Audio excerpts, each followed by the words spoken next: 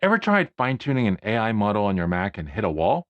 Hey, I'm Matt, and after helping build Ollama, I've spent countless hours experimenting with AI development on Apple Silicon. Today, I'm diving into MLX, Apple's native machine learning framework that's changing how we approach fine-tuning on Macs. If you've been trying to do AI development on your Mac, you know it's not always straightforward. Maybe you've hit memory limits, struggled with compatibility issues, or spent hours trying to get models running efficiently. I've been there. It's actually why we built Ollama in the first place. In this video, I'll show you how to use MLX to fine-tune models right on your Mac. No cloud services needed. If you're interested in practical, no nonsense AI development on all platforms, hit subscribe and turn on notifications. I share weekly insights from my experience being on the team that built Ollama and focusing on real solutions that actually work. Drop a comment with your biggest Mac AI development challenge, whether it's fine tuning, deployment, or anything else. I read every comment and use them to plan future videos. When we built Ollama, we made sure it ran beautifully on Apple Silicon from day one. But fine-tuning models? That's been a different story until MLX came along. Fine-tuning was actually something we had thought about including in Ollama to make it as simple as running models. While the Ollama team hasn't gotten to that yet, MLX now offers exactly the kind of straightforward approach we had envisioned. Let me show you what I mean. The commands are clean and intuitive, making fine-tuning accessible to anyone with a recent Mac. While I'm still hoping Ollama adds easy, cross-platform fine-tuning in the future, MLX gives us a powerful solution today. The existence of MLX itself is quite remarkable. Apple releasing an internal project on GitHub represents a significant shift in their approach to open source. This hits close to home for me. About 6 or 7 years ago, I had an informal chat at AWS reInvent about an evangelist role at Apple. The conversation was with one of the original creators of Siri who joined Apple through that acquisition. What stuck with me was his candid warning. Despite the public facing nature of the role, Apple's strict communication policies would prevent me from speaking publicly about anything, work related or not. This level of secrecy was deeply ingrained in Apple's culture. That's why MLX's public release is so fascinating. I'd love to know what internal discussions and shifts in thinking led Apple to share this technology with the world. It suggests an interesting evolution in how Apple approaches developer tools and community engagement. Before we dive into fine tuning, let's get our environment set up. MLX's installation is surprisingly simple. Pip install MLX LM. That's it. No complex dependencies, no hour-long compilation process. This simplicity is one of MLX's strongest features. That said, it is using Python, so in a lot of cases that's true, but depending on your setup, it could take a lot longer. It is so easy to screw up your Python environment, and I can't really help you with that. I constantly find it so strange that this AI community seems to focus on a language that is as brittle and problematic as Python, but there you go. Now, before we download our model, let's talk about how we're going to fine tune it. Traditional fine tuning requires updating all of a model's parameters. That's billions of values that need to be adjusted. This is expensive and memory intensive, especially on consumer hardware like our Macs. This is where LoRA comes in. Think of your base model like a professional chef who's great at cooking in general. Instead of completely retraining the chef, which would be expensive and time consuming, LoRA is giving them a small set of special recipes and techniques for a specific cuisine. The chef keeps all their core skills, but learns to adapt them for your specific needs. This approach uses far less memory and trains much faster, making it perfect for fine-tuning on Apple Silicon. For this tutorial, I'm using Llama 3.2 3B Instruct as our base model. I chose this model because it's a good balance of size and capability and works well with LoRa fine-tuning on Apple Silicon. You can find it on Hugging Face. I wanted to be able to use Ollama's models, but I couldn't get that to work. So I have to stick with the original models on Hugging Face. I really like using the command line tool you can find here for doing that. Put the model in the model directory below whatever you're going to run MLX from. I had problems later on with this as is, so I had to delete the directory called original too. Now, let's talk about preparing our training data. MLX requires two JSON-L files in your data directory, train.jsonl and valid.jsonl. Each line must contain a JSON object with exactly two fields, prompt and completion. No more, no less. I learned this requirement the hard way. When I first tried fine-tuning with MLX, I used a Hugging Face dataset that had additional fields like correctness and our helpfulness, coherence, and verbosity. MLX silently failed without any helpful error messages. My first attempt to fix this using VS Code to rename fields failed because the file was too large. Let me show you exactly what worked instead. What saved me was using JQ, a command line JSON tool. One quick command renamed all the original fields labeled response to completion, which is what MLX wants. My second issue, all those extra fields, correctness, helpfulness, and so forth, that MLX didn't want. Again, JQ came to the rescue, letting me strip out all the extra metadata. The lesson here, always use the right tool for JSON and JSON-L manipulation. It'll save you hours of debugging cryptic errors. Now that we've got our data formatted correctly and MLX installed, we're ready to start fine-tuning. Remember how we talked about LoRa earlier? This is where that efficient approach really shines. MLX handles all the complexity of LoRa behind the scenes. When things work, they just work, and we don't have to mindlessly tap through pages of notebook blocks. Now we're ready for the actual fine-tuning. You'll need your formatted train.jsonl and valid.jsonl files. Remember those data formatting issues we just fixed? This is where that careful preparation pays off. What makes MLX particularly powerful is how it's built specifically for Apple Silicon. The framework uses something called lazy evaluation, which means it only processes what it needs, when it needs to. Think of it as being really efficient with your Mac's resources. Here's what this means in practice. When you're fine-tuning a model, MLX can handle larger batch sizes and longer sequences without running into memory issues. The real advantage is that MLX handles all this optimization automatically. You don't need to worry about memory management or moving things between CPU and GPU. It just works. When you're ready to start fine-tuning, the command is straightforward. Remember how we installed MLX LM earlier? Here's how we use it. mlxlm.lora model path to the model train. By default, this will run 1,000 iterations, which can take a while. So here's a pro tip. When you're first testing things out, add --iters 100 to your command. This will run a shorter training session, perfect for making sure everything's set up correctly. So mlxlm.lora model path to the model train --iters 100. If you run into memory issues, you might need to adjust the batch size. You can find all these parameters by looking at the source code. MLX keeps things transparent and accessible.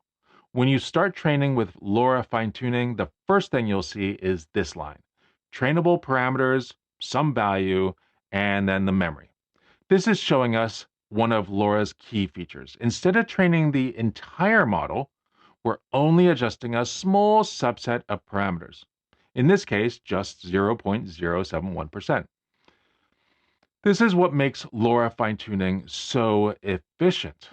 During training, you'll see validation messages that look like this: error 1, val lost 2.671, val took 90.039 seconds. The validation loss is like giving your chef a pop quiz with new ingredients that they haven't practiced with. If they can make great dishes with these new ingredients, You know they've learned the principles, not just memorized specific recipes. You want to see this number gradually decrease. If it starts going up while your training loss keeps going down, your model might be memorizing the training data instead of learning. You'll also see more detailed training updates. Iter 10, train loss 2.713, learning rate 1, iterations per second, tokens per second, train tokens, and peak memory 34.508 gigs. The train loss tells you how well your model is learning from your training data. The learning rate controls how much the model adjusts its parameters with each iteration. You can see your training speed in both iterations per second and tokens per second. The train tokens number shows your total progress, and the peak memory usage helps you monitor if you're getting close to your max limits. If the memory number gets too high, you might need to adjust your batch size. When training finishes, MLX saves your fine-tuned model. You can start testing it right away to see how it performs. If the results aren't what you expected, you can always go back and adjust your training data or try different parameters like the learning rate or number of iterations. Now that we understand how the training process works, let's talk about training data. Well, building your own high quality data set is usually the best approach. For real applications, sometimes you just want to see the fine tuning process in action first. That's where Hugging Face comes in. It's got thousands of data sets we can use to experiment with fine tuning. Let me show you how to find data sets that will work well with MLX and get them into the right format. When you open Hugging Face's dataset page, you'll see thousands of options. Don't worry, we can narrow this down really quick. The search bar at the top is your friend. If you're interested in something specific like sentiment analysis, just type that in. On the left, you'll see filters for language, size, and task type. These help you find data sets that are actually useful for your project. For example, if we're fine-tuning for English text completion, we can filter for English language datasets with that specific format. Once you've found a dataset that looks promising, click into it and check out the preview. This lets you see exactly what kind of data you're working with before downloading anything. Pay attention to the format. Remember how specific MLX is about its JSON-L structure. But also know that tools like JQ let you tweak it. Don't just go for the biggest dataset you can find. I've often had better results from smaller, cleaner datasets than from huge, messy ones. What matters is having good examples that match what you're trying to teach the model. Before downloading anything, check the dataset's license. This is crucial. Some datasets are open for any use, while others have restrictions, especially for commercial projects. You don't want to spend time fine-tuning with data you can't actually use. Once you've found a dataset that you can use, download the files to your machine. Once you've downloaded your dataset, you'll probably need to convert it to the format MLX expects. Remember those JSON-L files we talked about earlier? This is where you need to transform our Hugging Face dataset into that format. The key is making sure each line is a complete JSON object with just the fields MLX needs. No extra metadata, no nested structures. Keep it simple. Before we jump back into training, take a minute to verify your converted data. Scroll through a few examples and make sure they look right. This quick check can save you from training issues later. Now, let's look at how to use MLX-LM with our prepared dataset. The command structure is pretty straightforward. We've already seen the basic version earlier. mlxlm.lora model in the path of the model train. But now that we have our dataset ready, let's look at some additional parameters we might want to use. Remember how we talked about setting iterations to 100 for testing? We can also adjust things like batch size and learning rate depending on our needs. The main parameters you want to know are fine-tune type, lets you choose between different fine-tuning methods. We're using LoRA in this example, but MLX also supports QLoRA, DORA, and full model fine-tuning. Num layers controls how many layers of the model you're fine-tuning. It defaults to 16, but you can adjust this depending on your needs. When choosing the base model, think about what you're trying to achieve. Different models are trained for different tasks. Make sure you're starting with one that's relevant to what you want to do. Let's talk about memory management. The batch size is like choosing how many dishes your chef tries to cook simultaneously. A more experienced chef with a bigger kitchen, more memory, can handle more dishes at once, but sometimes it's better to start small and work your way up. It defaults to 4, but if you run into memory issues, try setting it to a 1 or 2. Another useful parameter is grad checkpoint. This trades some speed for lower memory usage, which can be really helpful when working with larger models or data sets. Now, if you're still running into memory issues even after reducing batch size, you can try decreasing the number of layers you're fine-tuning using the num layers parameter. This will use less memory, but might affect the quality of the fine-tuning. Remember that MLX needs your data files named specifically as train.jsonl and valid.jsonl in your data directory. You can also add a test.jsonl if you want to evaluate your model after training. What I appreciate about MLX is how it simplifies the fine-tuning process without sacrificing control over important parameters. You get the essential features without having to write a lot of extra code. Now that we've covered the basics of fine-tuning with MLX, let's talk a little bit about troubleshooting. In my experience building with MLX, I've noticed a few common patterns where things tend to go wrong. Understanding these can save you hours of debugging. The most frequent issue I see is data formatting inconsistencies. Even one malformed example in your dataset can cause silent failures. And MLX isn't always great about telling you what went wrong. Next up is mismatched training parameters. What works perfectly on an M2 Ultra might crash immediately on an M1. And finally, there's the subtle but important problem of validation loss that won't improve, which usually means something's wrong with either your data or your training set. First, verify your training data if format is consistent across all examples. Then check if your validation loss was actually decreasing during training. Sometimes you might need to try different combinations of batch size and learning rate before finding what works best for your specific case. If you're ready to try MLX fine-tuning yourself, start with a small dataset and the parameters we've discussed. The documentation has more details about advanced options when you need them. Now that we have our fine-tuned model, let's use it in Ollama. We'll need to create a model file. This tells Ollama how to use our model and its adapter. The model file is simple. We just need two key lines from /model, which is the model we downloaded first, and adapter./adapters. This points to the adapter we created with MLX. The rest of the model file comes from the model's documentation page on Ollama. Then create the model using the command Ollama create my.org/my model. And as long as it's a supported model architecture, it should just work. If not, you may have better success converting to GGUF with MLX. You can find more information on this in the MLX documentation. We've done a lot in this video, like looking at how to prepare your data, set up MLX, and run fine-tuning with different parameters.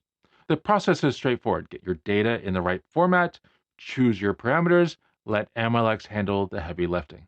If any parts about fine-tuning in general are still confusing, take a look at this video next, which explains how fine-tuning works. If you try this out yourself, let me know in the comments how it goes. I love to hear about what you're building with MLX. And if you want to see more content about AI development on Apple Silicon, hit subscribe and turn on notifications. Thanks so much for watching, and I'll see you in the next video. Bye bye.